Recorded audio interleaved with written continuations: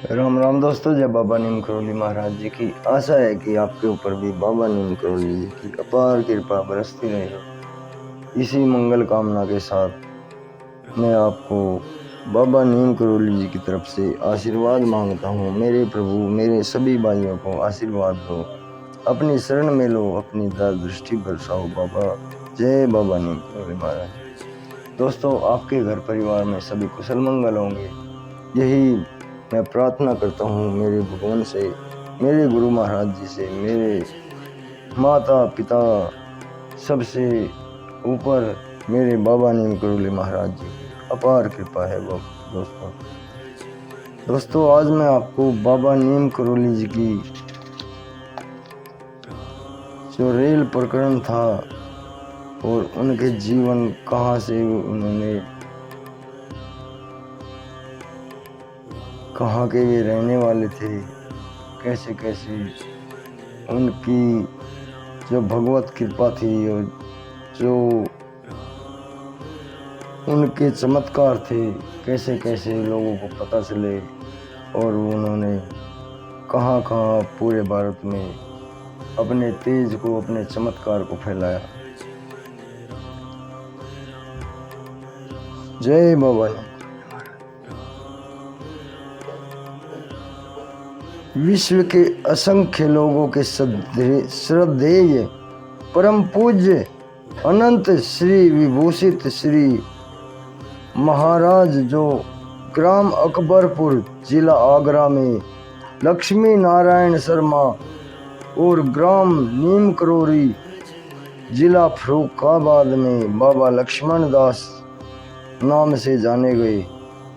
तो इनका बचपन का नाम लक्ष्मी नारायण शर्मा था और नीम करोली गांव में ये बाबा लक्ष्मण दास नाम से जाने गए। एक बार बाबा अपने साधना स्थल नीम करोली गांव से पास के रेलवे स्टेशन फर्रुखाबाद पहुंचे। यहां आप एक गाड़ी के प्रथम श्रेणी के कक्ष में जा बैठे। उस समय भारत में अंग्रेजी शासन था। एक एंग्लो इंडियन कंडक्टर ने केवल इनका साधु वेश देखकर ग्रामीण स्टेशन पर इन्हें गाड़ी से उतार दिया। आप सहज भाव से प्लेटफार्म में एक स्थान पर जा बैठे। इसके बाद उस गाड़ी का चलना संभव नहीं हो पाया। गाड़ी 2 घंटे रुकी रही। स्टेशन के कर्मचारी बेकार इधर उधर चक्कर काटने लगे।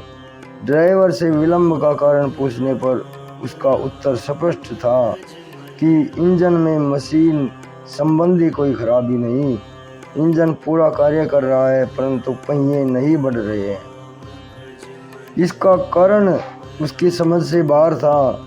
गाड़ी के सभी डिब्बों की जांच पड़ताल होने के बाद किसी को कोई उपाय न सूझा।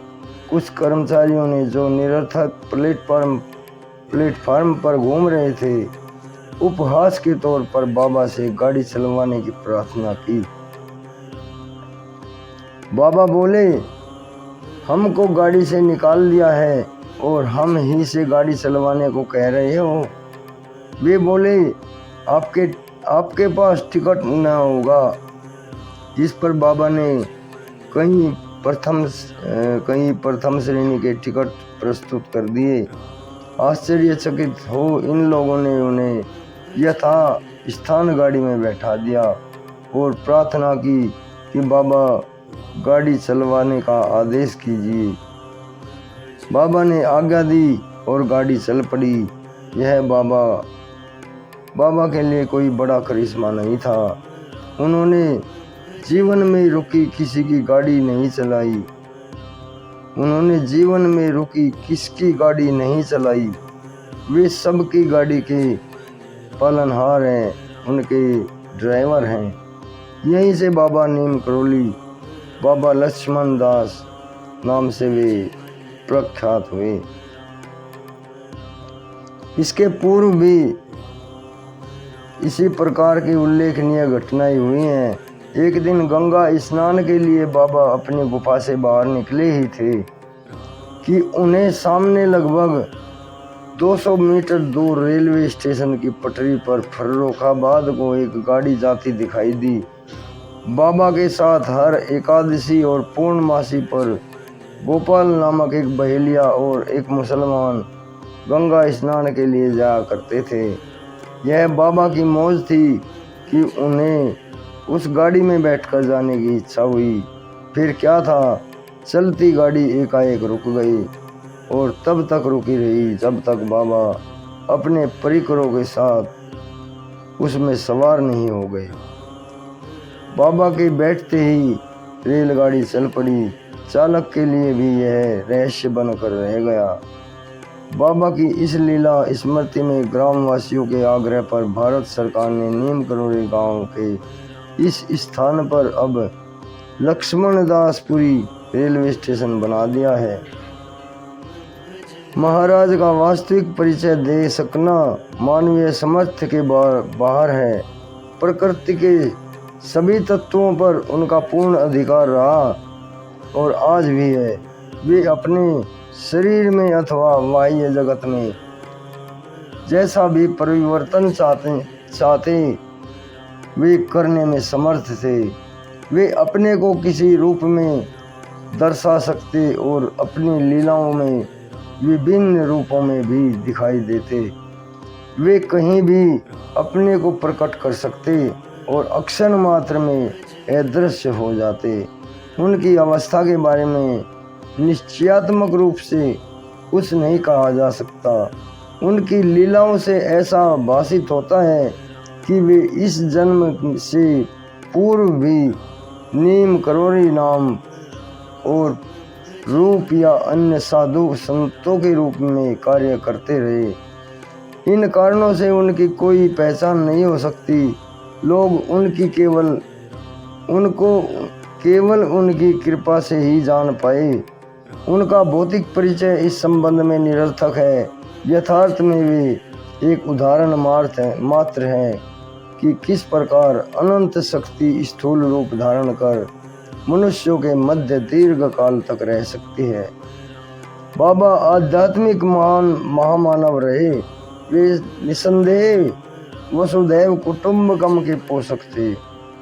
उन्होंने विश्व में एक वृहत भक्त परिवार का निर्माण किया जिसमें बाल, वृद्ध, स्त्री, पुरुष सभी जाति, वर्ण और राष्ट्र के लोग हैं। अपने इस परिवार के ये सदा आदरणीय वृद्ध रहे। उनके इस विशाल एवं विश्व व्याप्त परिवार में उनका निजी लघु परिवार भी समाहित हो जाता है, जिसका इस स्थिति में अलग से उल्लेख गौण हो जाता है और भ्रांति मूलक भी हो सकता है। बाबा में भेद दृष्टि नहीं थी। संभवतः इसी कारण से उन्होंने इस लघु परिवार की चर्चा भक्त समुदाय में कभी नहीं की। फलतः बाबा जी ने अपने परिवार की कभी भी अपने परिवार और अपने भक्तों के आगे चर्चा नहीं की। फलतः उनके निकटतम भक्तों को इसकी जानकारी नहीं रही। इस परिवार की जानकारी प्रथम बार भक्तजनों को बाबा की महासमाधि के अवसर पर हुई और उनके अंतिम संस्कार में सभी ने मिलकर भाग लिया। इन दोनों परिवारों में प्रेम पूर्ण भाईचारे का संबंध होने से ये भिन्न नहीं एक ही प्रतीत होते हैं। अतः पाठकों की साधारण तुष्टि के लिए इतना कहना यथेष्ट होगा कि इस धराधाम ग्राम अकबरपुर आगरा में अनुमान है कि इस शताब्दी के कुछ ही पूर्व बाबा एक संपन्न ब्राह्मण परिवार में अवतरित हुए और लक्ष्मी नारायण कहलाए। कुछ विशेष कारणों से 11 वर्ष से पूर्व ही आपको घर छोड़ देना पड़ा और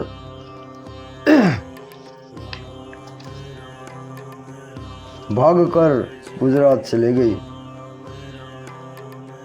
तो 11 वर्ष की उम्र में इन्होंने घर छोड़ दिया और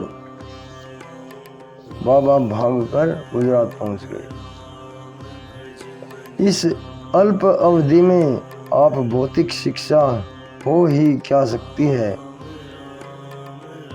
पर जब तक आप घर पर रहे आपने इस ओर कोई रुचि नहीं दिखाई। बाबा भक्त समुदाय के बीच बहुधा कहा करते थे, इस संसार में सब शिक्षित होकर आते हैं और ईश्वर ही महान शिक्षक है। वास्तव में आपको पढ़ा कौन सकता है, और पढ़ाता भी तो क्या पढ़ाता, आप जन्म से ही सिद्ध थे।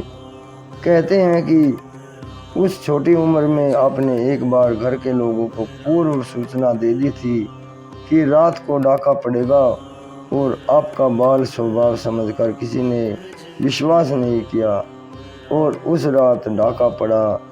बाबा की इस बात की सत्यता गांव वाले आज भी उनकी सत्यता का सत्यापन करते हैं। उस रात उस गांव में डाका पड़ा था। तो दोस्तों अभी ये महिमा इतनी ही, कल मैं आपको इसकी बाबा नीम करोली महाराज जी की और कोई महिमा, उनका पूर्ण जीवन परिचय सुनाऊंगा। दोस्तों बाबा जी अपने गांव से जाकर गुजरात में और वहाँ कहाँ कहाँ उनकी यात्रा हुई पूरे भारत में। जय बाबा नीम करोली महाराज की राम, जय हनुमान बजरंग बली महाराज।